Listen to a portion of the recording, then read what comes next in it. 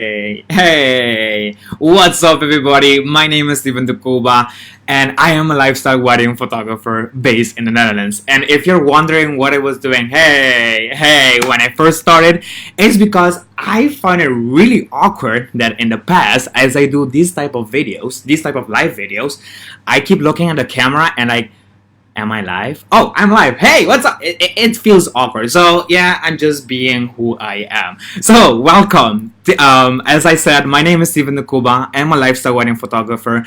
And every often, I come up live on my Facebook page and I talk about wedding photography topics, engagement session, and I also share a little bit of my personal life.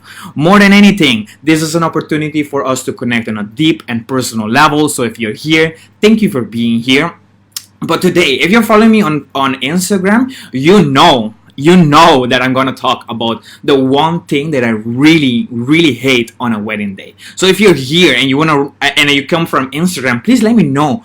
Let me know in the comments that let me know where you're from. Let me know where you're tuning in, because I always find it really interesting to get to know, to not only get to know you, but also to hear about where you're listening from, because I am a podcast listener. I love listening to podcasts. I listen to podcasts as I'm cooking. I listen to podcasts as I'm at the gym. I listen to podcasts on my way to work. I listen to podcasts almost every time, and for sure every day. But it's always interesting to know where you're actually listening or watching me from. So if you're in the train, or maybe if you're at the gym, or if you're home, if you're cooking, if you have your kids running all around and you're in the kitchen cooking and looking at this video, thank you. I really appreciate that. Just let me know where you're tuning in from, and yes, let's get this party started. So the one thing that I really hate on a wedding day is those type of people that they take their phone out and start taking photos as soon as the bride starts walking down the aisle, or even worse, when right before the bride and groom are going to give each other their first kiss, they step out and they stand in front of the wedding photographer that is ready to take that photo of you, the first kiss photo, and they take a photo with their DSLR camera, or with their phone, or with their iPad, or with their note, and that drives me crazy. So that's the reason why today I want to talk about the benefits of having an unplugged wedding. Because friends, you don't want to look back at your wedding images and look at your guest's phone and their iPads, and you don't want that. So what I'm gonna do today, I'm gonna cover 3 benefits of having an unplugged wedding. But I want to make sure that you are well, because I want to show you you're well prepared and you're going to enjoy and make your own rules. Okay, so I'm getting ahead of myself a little bit. So let's get this party started with the first step, with first benefits is that your guests will be more present. So let's be honest, our phone is a huge distraction in our daily lives. We go on Facebook and we start scrolling and we look at one meme and we start laughing, and then we want to share it, of course, because we want to share it with your friends. And then you remember that you also want to tag your best friend, so you go there, you tag your best friend, and then you go back to the home page and you keep scrolling, and then you see a photo of your cousin that is in Bali right now on vacation, and you like the photo and you leave a comment, and then you keep scrolling, and you get a notification because the friend that you just tagged her, she just responded to your comment. So you go back there and you look at and then you realize that 30 minutes has just passed, and the only thing you did is look at a meme, share a meme, and nothing productive at all. So if you can relate to that, leave me like this video, put an emoji in the comments so I know I am not alone, right? So this is why I say, if we know that our phones are a huge distraction in our daily lives, I know how tempting it could be for your wedding guests to use Snapchat stories or Instagram stories and share your wedding. So if we make sure that we make some boundaries, we create some boundaries for your guests will be more present and they will enjoy your wedding more. Now, I also understand that it could be difficult to ask your whole guest list to do an unplugged wedding for the whole day. I understand that can be difficult to achieve. But here's one thing. You do not have to have a complete unplugged wedding. You can only do like sections. So for example, you can do a ceremony only unplugged wedding. And here's an example of Jasmina. She didn't even decide it beforehand. She decided 5 minutes before the wedding ceremony to have an unplugged wedding, specifically during the ceremony. So this is what she said. We decided to have one at the very last minute, literally 5 minutes before the music started. We asked our officiant to say something. Given that our ceremony was a little bit off the wall and our officiant was crazy awesome, he made an announcement about keep it in your pants during the ceremony. This was of course funny and was a huge hit and success. So again, you make your own rules.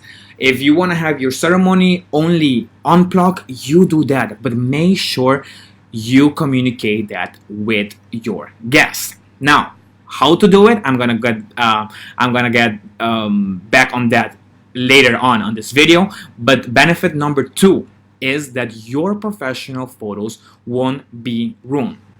So the average bride spends between 10 and 15 months planning her wedding. So you have been planning, you have been spending months, if not a year or more than a year planning your wedding. You spend so much energy, time, and money planning this big day. So you have the right to make your own rules. I give you the permission. If you're looking for permission, here it is. Do it. Don't worry about what your cousin did. Don't worry about what your sister did. You make your own rules, right? So if you spend more than a year planning your big day, you want to make sure that you create some boundaries. In 10 years, I want you to look back at your wedding images and relive this day. You don't want to look at the cameras. You don't want to look at the ugly iPads. You want to relive this moment. Not only that, but if we make sure that our guests are present in the ceremony and during the whole day, your guests will listen to your vows and remember your vows. They will laugh and enjoy the funny jokes during the speeches, and they will also cheer you on as you dance your first dance as husband and wife. Friends, this is not only about me being annoying or me hating people with phones. This is about you, your photos, your first family heirloom. This is about your big day. Now, not only that, but benefit number 3 is that everyone's privacy is respected. Now, we all know those type of people, and maybe you have one of those in your guest list, that they like to share a lot of what's happening in their daily lives on social media. So while we may assume that everyone is okay with it being in the video or in the photo, this may not always be the case. So having an unplugged wedding also gives you this benefit of respecting everyone's privacy. Now, the main question is the following. How do you ask your guests to skip the Snapchat and Instagram stories? How do you do it? Now, I want to give you 2 ways you can do it, or actually 3 ways. The first one is way in advance. You can, if you have a wedding website, you can put it there. You can maybe on the save the date card, you can put it. It's going to be an unplugged wedding, or maybe an invitation, depending what you're making. So you can start there. And then the next step I want you to take is to create a sign like this one, for example. Enjoy the moment and save the picture for later. You're telling them, hey, this is an unplugged wedding, but in a more beautiful way.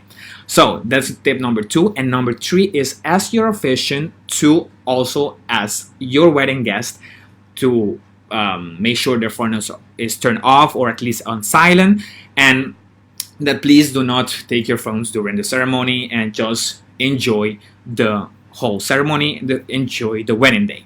And make sure the officiant does this before you start walking down the aisle, because there's no sense of doing it after you already walked down the aisle. I've seen it and I was like, oh, you should have said it before, you know? So I'm speaking of experience. So that's what I want you to do. Those are three examples for sure that you can do that doesn't cost you anything. Now, I want to make sure that, again, you've been planning this for months, if not years. Make sure that you create your own rules, but you also communicate these rules with your guests. Because when your guests know the rules, they are easier to follow. That's it. You make your own rules and you communicate it, and I will make sure you will enjoy all your photos. You will relive your photos, and you're gonna be proud of it. It's gonna feel amazing because everyone is present, everyone is mingling, everyone is it's gonna be amazing. I love unplugged weddings, and I love how when my clients actually takes effort to communicate this with their guests.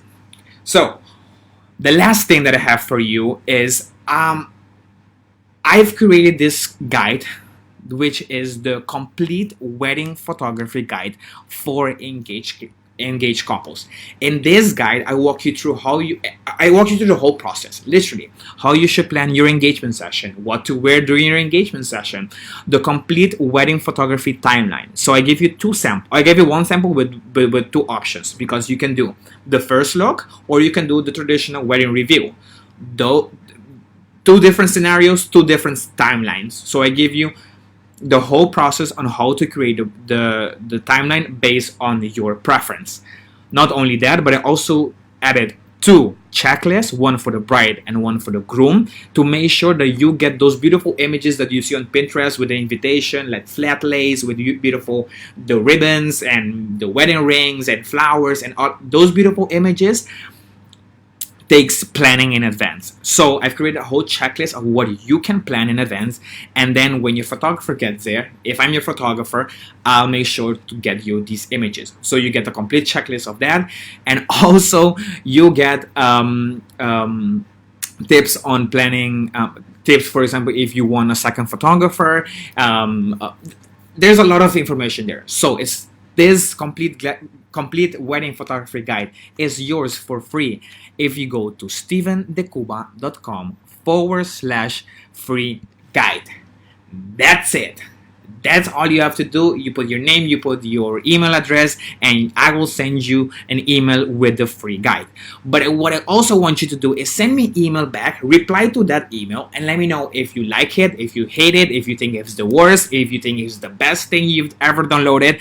Let me know what it is. Share your experience with me, and this will really help me to make more things just for you. Alright, that's it. That's all I have for you today. Thank you for taking the time to look at this video. Thank you for being here. I really appreciate that, and I wish you all the best as you plan one of the biggest day, if not the biggest day of your life. I'll see you guys next time. Ciao, ciao.